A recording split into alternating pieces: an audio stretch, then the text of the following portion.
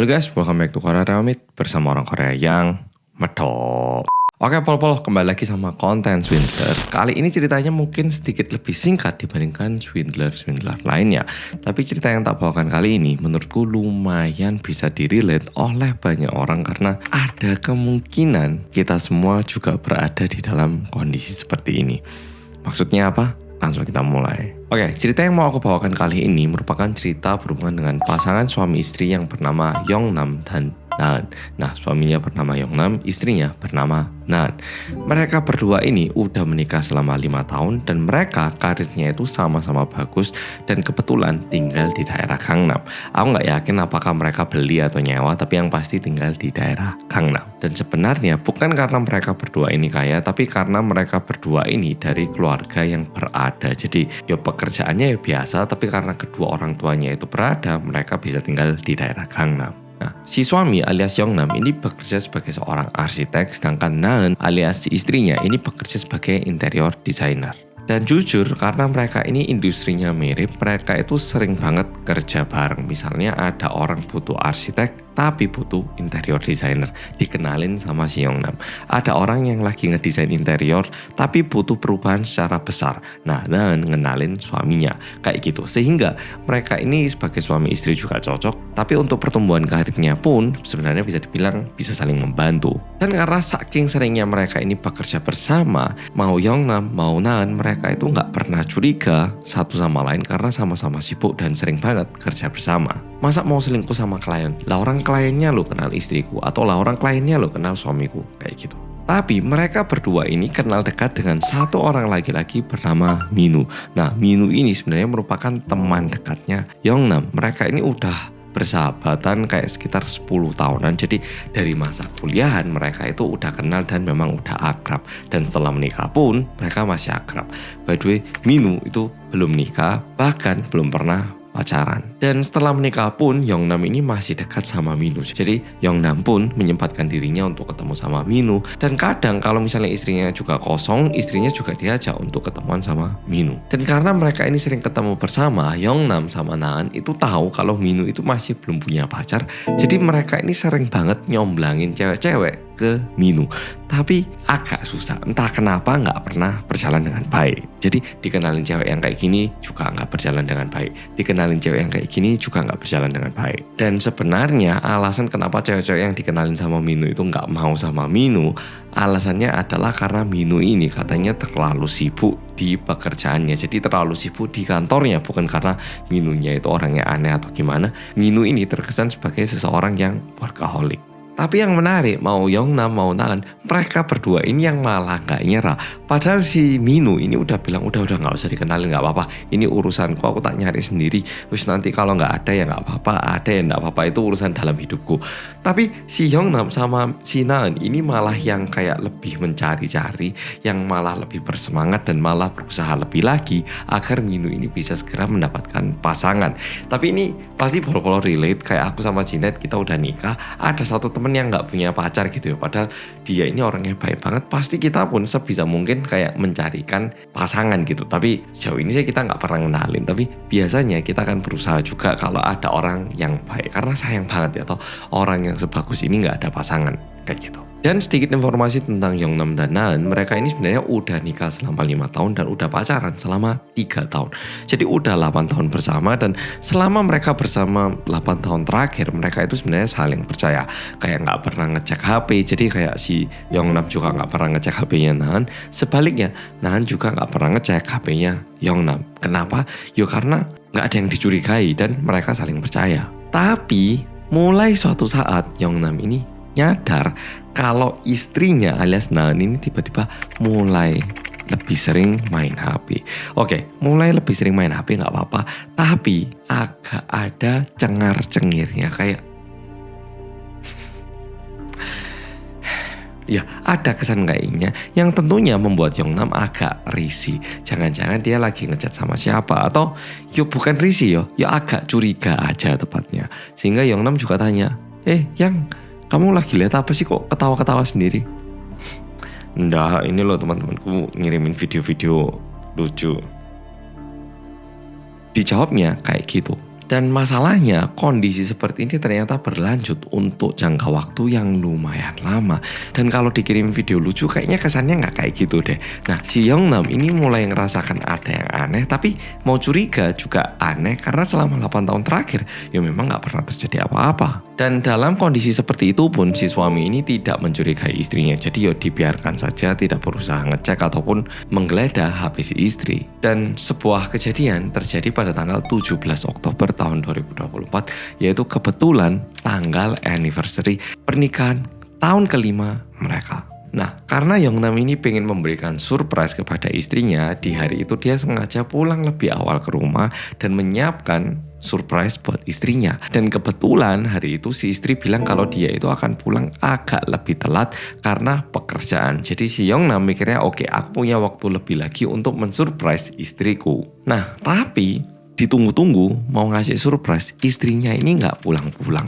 Yeongnam ini udah nungguin kayak jam 7, jam 8. Kok pekerjaan nggak selesai-selesai sih? Coba ditelepon, nggak diangkat juga.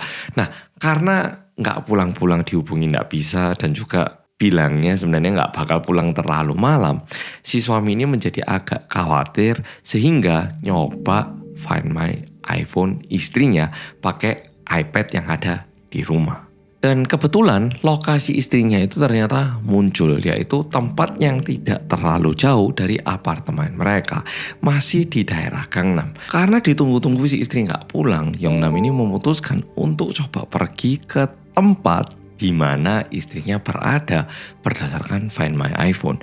Nah, nyampe di situ si suami ini mulai ngerasa ada satu hal yang aneh, karena itu merupakan apartemennya si Minwoo. Meskipun ada rasa curiga, si suami ini bilang, oke, ini masih spekulasi. Kan bisa jadi kebetulan ada kerjaan di sini.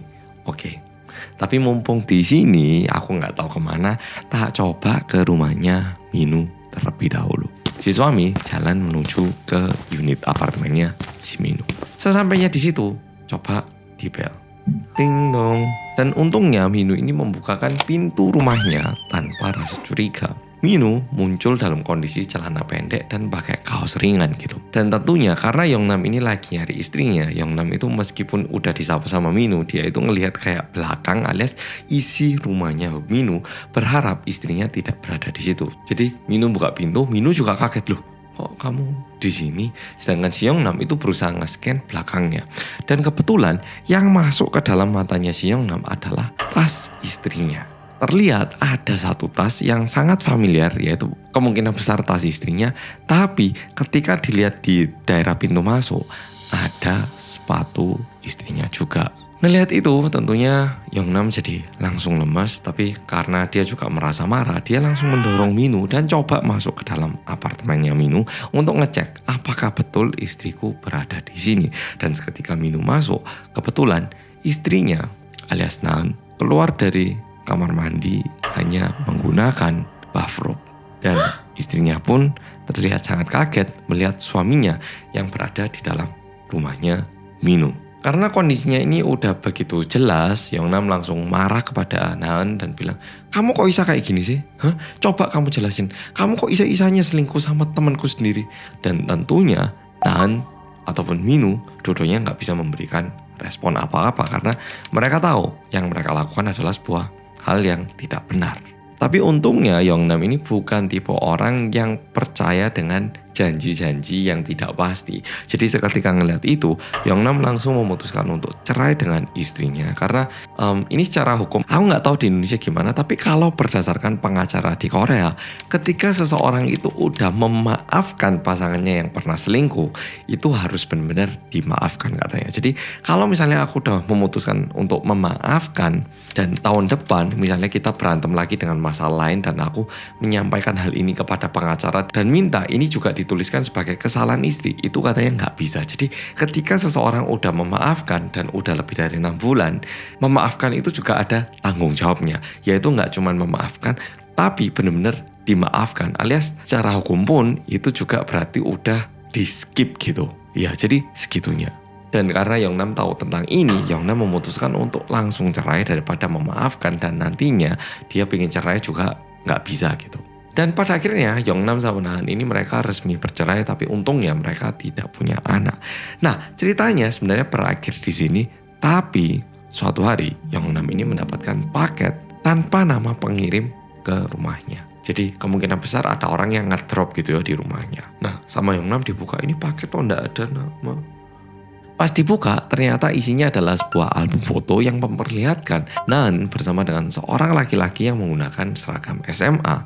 Dan setelah dilihat baik-baik, cowok yang berada di sebelah mantan istrinya adalah Minho. Setelah melihat itu, Yongnam juga melihat foto-foto berikutnya, dan di bawah di situ di foto itu kan ada tanggalan ya toh. Ini buat orang-orang zaman tahunku pasti tahu, dulu itu kalau kita foto di bawah kanan itu biasanya ada tahun, bulan, tanggal gitu. Nah, jadi di setiap fotonya itu ada informasi tanggalnya. Dan di balik fotonya juga tertulis sedikit keterangan, dan keterangan yang tertulis adalah sebenarnya dari zaman SMA, nah ini udah kenal dan sangat suka sama Minho. Jadi seperti yang aku bilang di awal video, Naeun sama Yongnam, mereka ini dua-duanya berasal dari keluarga yang berada. Naeun emang dari dulu kaya, tapi Minho itu tidak setajir keluarganya Naeun. Sehingga Naeun itu tidak pernah berani memperkenalkan Minho alias pacarnya kepada orang tuanya. Karena Naeun tahu kalau orang tuanya itu nggak bakal menyetujui cowok kayak Minho. Apalagi Naeun ini merupakan satu-satunya anak dari keluarganya. Dan tidak berakhir di situ, Naeun itu masih pacaran selama 3 tahun, dan di saat Naeun ini udah masuk ke universitas, akhirnya dia mencoba untuk memperkenalkan Minho kepada orang tuanya. Apalagi udah pacaran selama 3 tahun. Tapi seperti yang bisa kita bayangkan, orang tuanya Naeun begitu menolak dan memberikan respon yang sangat negatif, sehingga tidak mungkin untuk Naeun menikah dengan Minho. Ya memang ada anehnya juga, karena si Minho ini masih bisa dibilang masih seorang mahasiswa, jadi ya dia punya apa. Tapi sebelum melihat Minho, orang tuanya Naeun itu tidak setuju melihat latar belakang ataupun keluarganya si Minho. Sehingga mau tidak mau akhirnya mereka berdua ini putus. Dan kebetulan di kuliah itu, Yongnam itu menjadi sahabat dekatnya si Minho. Dan Naeun yang tahu tentang hal ini memutuskan untuk menggunakan kesempatan ini, yaitu menikah dengan Yongnam. Dan dibalik nikah 5 tahun dan pacaran 3 tahun, Naeun ini terus-menerus bertemu dengan Minho dan memenuhi rasa ataupun hasrat cinta yang dia miliki kepada Minho. Jadi kedoknya di depan orang-orang itu, oh ini loh suamiku. Padahal yang dia benar-benar suka adalah Minho. Jadi awalnya Yongnam yang ngira Minho sama Naeun ini mungkin selingkuh 1 tahun terakhir. Tapi setelah ngeliat foto-foto di album ini, Yongnam jadi sadar kalau sebenarnya mereka ini udah melakukan banyak hal di belakangnya Yongnam. Tapi untungnya Yongnam ini udah cerai sama istrinya. Seperti yang aku bilang tadi, kalau di Korea, kalau misalnya seseorang udah memaafkan, itu biasanya tidak bisa dijadikan masalah ketika mau menggugat perceraian. Jadi buat pol-pol yang nikah sama orang Korea dan juga tinggal di Korea dan mikir untuk perceraian, kalau misalnya pasangan kamu selingkuh dan kamu memutuskan untuk memaafkan, itu kamu harus benar-benar memaafkan, bukan sebatas kamu tak beri kesempatan. Yo, memang tak beri kesempatan, tapi ini harus dihapus dari hati kamu, karena benar-benar harus bisa dibilang tuntas gitu. Kalau kamu nggak yakin bisa melakukan itu, lebih baik cerai, atau kalau berdasarkan para pengacara bilang mendingan tulis surat persetujuan yang tertulis, saya kali ini selingkuh, tapi kalau misalnya lain kali selingkuh lagi saya akan ABCD. Memang surat-surat seperti ini pun pada akhirnya tidak memiliki kekuatan hukum, tapi paling nggak ada lebih baik daripada tidak ada. Oke, pol-polo, video kali ini sampai di sini. Ya memang cerita kali ini tidak ada detektif swastanya, tapi minggu depan tak kembali lagi dengan detektif swasta. Semoga. Oke, pol-pol, makasih sudah nonton video kali ini dan sampai jumpa di video